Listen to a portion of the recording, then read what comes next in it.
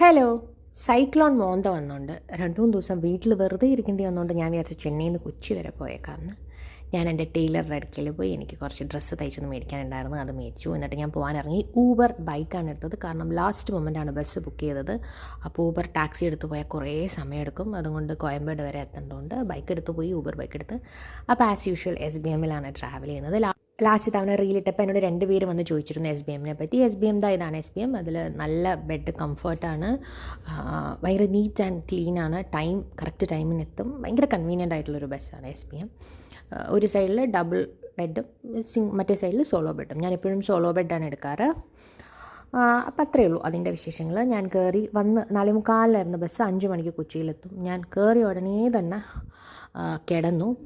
അപ്പോൾ പതിവില്ലാതെ ഇങ്ങനെ യാത്ര ചെയ്യുമ്പോൾ ഞാൻ ഭക്ഷണമേ കഴിക്കാറില്ല. പക്ഷെ പതിവില്ലാതെ ഇന്നൊരു നല്ല ഹോട്ടലാണ് അവർ നിർത്തിയത്. അപ്പോൾ ഞാൻ അവിടെ കഴിക്കാൻ കയറി. എന്ത് കഴിക്കും എന്നാലോചിച്ച് വെറുതെ ഒരു ദോശമായിരുന്നു. പക്ഷെ പറയാതിരിക്കാൻ വയ്യ, നല്ല ദോശയായിരുന്നു. ദോശ നല്ല എന്നുള്ളതല്ല, അതിൻ്റെ കൂടെ നല്ല 2 പിക്കിളും നല്ല ചട്നിയും ഭയങ്കര ടേസ്റ്റായിരുന്നു. ഒരെണ്ണം കൂടെ കഴിക്കണമെന്നുണ്ടായിരുന്നു, പക്ഷേ സമയമില്ല, അങ്ങോട്ട് കഴിച്ചില്ല. അങ്ങനെ കൊച്ചി എത്തി. പിന്നെ വീഡിയോ എടുക്കാൻ മറന്നുപോയി. ആക്ച്വലി അനിയൻ പിക്കാനും വന്നു. അപ്പോൾ അത്രയേ ഉള്ളൂ. Tata bye bye.